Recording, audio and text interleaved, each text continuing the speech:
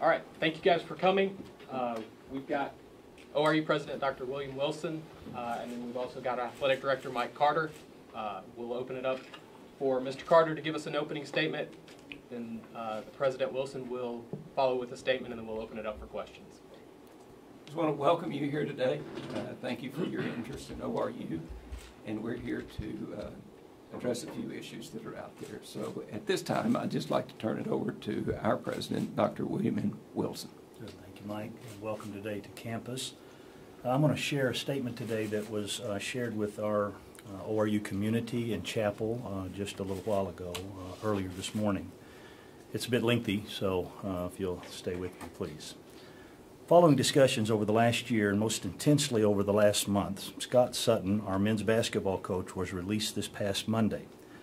Before any decisions were made regarding the disposition of Scott's tenure at ORU, multiple constituencies were consulted, including athletic administration, members of the President's Cabinet, faculty, alumni, students, and most importantly, the leadership of the ORU Board of Trustees. Monday's final decision was not made in a vacuum or without counsel, though certainly not every person would agree with what has been done. Ultimately, a confluence of factors coalesced into this direction, including the general decline of the men's basketball program over the last few years, creating long-term concerns. Division I coaching changes happen regularly in America and are expected under such circumstances. Coach Sutton served longer and won more games than any basketball coach in ORU history. We honor him today for his contributions to ORU and love him and his family. In years to come, he will continue to be celebrated by the ORU community. Because of all this, the decisions made over the last several months were very difficult. Yet at the end of the day, we believe that it was clear Coach Sutton's long season of service at ORU was at an end, and it was time for a new season. An offer was made to Coach Sutton that would have allowed him to stay one more year, during which time we look forward to honoring him while also honoring or working toward the future of the program. During the process, Coach Sutton met face-to-face with administration at different times, including as late as this past Sunday, to discuss options. On Monday, he rejected the options presented to him, thus bringing about his release. Administration attempted to contact Coach Sutton by phone several different times during the day. On Monday, over a period of several hours with no response. Ultimately, a voicemail was left informing him that, as anticipated, his release was final. An official written notice also was sent to him during this time. Immediately following the call and notice, the president, athletic director, assistant athletic director, and assistant coaches met with the men's basketball team. We did not want the team to hear about this on social media or from someone else, since Coach Sutton had been notified. During that meeting, it was announced that Coach Rodney Perry was being named as interim men's head basketball coach. The team responded wonderfully, and the meeting concluded with prayer. We then notified the ORU community and the media. Unfortunately, it was reported that some of Coach Sutton's family heard about his concluding notice via social media. This was regrettable and surprising to us. Coach Sutton was not notified from ORU in this way. During the social media and media interactions that have followed this announcement, numerous innuendos and false statements have ensued. It would be impossible to address all of the things mentioned over the last hours. Many of the claims are not worthy to be addressed, but there are a couple of things I do want to speak to today. First of all, we do not presently have a tattoo policy for ORU athletics, though we do have one for our employees. Last year, for a short amount of time, we did ask our players to cover their body art when possible due to a special situation that had developed. We also asked for all of our coaches' assistance during that time. We appreciated their cooperation during those months. As we reviewed the matter further, we concluded that any continuation of this request was simply not necessary. We believe that we can trust the discretion of our ORU community and have thus empowered our coaches and players to represent the appropriate ORU ethos and culture in their particular sport. No official policy exists in our athletics programs regarding tattoos. Second, we do not have a quote-unquote faith test for our athletes. However, a couple of years ago, in parallel with the Whole Person Scholarship and our Whole Person Educational Philosophy, the Athletic Department developed a Whole Person Champion Evaluation. Just as Whole Person Scholarship recipients here at ORU are evaluated in different ways, so every athlete that is recruited to ORU is evaluated in 4 areas: athleticism, academics, social adeptness, and spiritual life. You can still be recruited if one of the areas is weaker than the others, providing your cumulative rating qualifies. We're excited about the quality athletes who are being recruited to ORU under this system. They are strong academically, socially, and spiritually. These are student athletes who will use the platform of athletics to demonstrate Christ to the world. Student athletes like men's basketball player Emmanuel Iskwesi. Emmanuel has a GPA of 3.75. He is a gracious and articulate communicator. He is a wonderful believer in Jesus who is spiritually engaged all over campus, and he was also recently named the Freshman Player of the Year in the Summit League. Or student athletes like baseball player Grant Glaze with a 3.29 GPA who also speaks boldly of his faith at team meetings, campus events, and even at youth rallies, and who just last night pitched 2 2/3 brilliant innings to get the win over OU. At ORU, we readily admit that we are called to a higher standard. We're not ashamed, nor will we be pressured into accepting an easier path. We are committed to recruit high-caliber young men and women of integrity who will compete for championships and win at the highest level. We will help our athletes develop as leaders and world changers. At ORU, we will compete for the glory of God.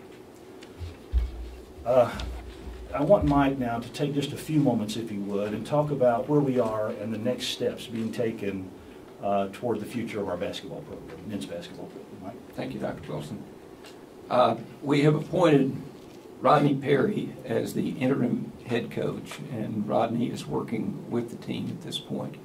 I want to tell you a little about Rodney. He came to our staff last year from Avila University, where he was the head coach for 7 years.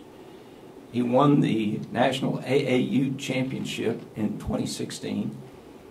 He won gold in the Nike Global Challenge in 2015 as the head coach of that team. In 1995, he was the coach of the year after winning the national championship. Rodney is a graduate of Missouri State University and is just a wonderful young man. He has a great relationship with our players. He's been a great coach throughout this year. So we're proud to have Rodney. Rodney is not only the interim head coach, he will be one of the candidates for our full-time head coaching position. We are in the process of that search now. We've received over 40 resumes in the last, 36 hours. It's pretty amazing, the number of people and very high caliber people who are interested in this job. We've named a search firm, or a search committee. We're not retaining a search firm. And it'll be a 6-member committee. We will work our way through these resumes and recommendations that we have received, and I hope to narrow it down to, I'll just say 10 or so. We haven't determined that number yet. Then we'll bring some people on campus at that time to interview them, and then narrow it down to a few. And at that point, then get together with the president, and between he and the committee, we will name a new coach. The timeline for that, because we have our Board of Trustee meetings next week, which will kind of interrupt the process, we hope to get this accomplished by the end of the month. We realize that today is National Signing Day, and we realize that we have some work to do. So the sooner we can get this done for the sake of our current players and for the program, that is our plan. Good. Thank you, Mike. We'll take some questions now, 10 minutes or so. Yes, sir. Yes, sir. Dr. Wilson, just so I don't misinterpret your opening statement about negotiating with Scott, Yes. Were you expecting him to stay for 1 year and then be basically a lame duck coach for the next coaching staff, or am I No. Mike, you want to speak? No, what we were trying to negotiate is that he has 2 years left on his contract, and that was for him to stay next year and rebuild the program, and then he would resign at that point. And we would honor the contract for the rest of the term. Well, so basically there was no real negotiation past his current contract No, for him to stay? no, there was not. What were the conditions on him staying for the next year? Was it one where he had to fire Sean or something like that? No, there were multiple options given there. Can you talk about the timing of it all, with this being signing day like you were talking about, and why it happened when it did? Well, I think, as Dr. Wilson said, this process has been going on for some time. I think there were some things said in the community about why we didn't do this face-to-face and why it came about the way it did. And it was very unfortunate. We would have much preferred to let Scott know face-to-face. But the way this had played out, he notified us Monday morning or shortly before noon that he was rejecting the offers. And he knew that when he rejected the offers that his services would be terminated at that point. Unfortunately, we've had some situations during the last month or so where some of these things have leaked out.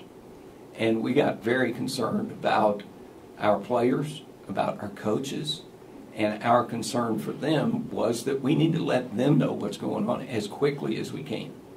And without having any assurances of any kind that we weren't going to have leaks somewhere, we felt like we needed to move as quickly as we could.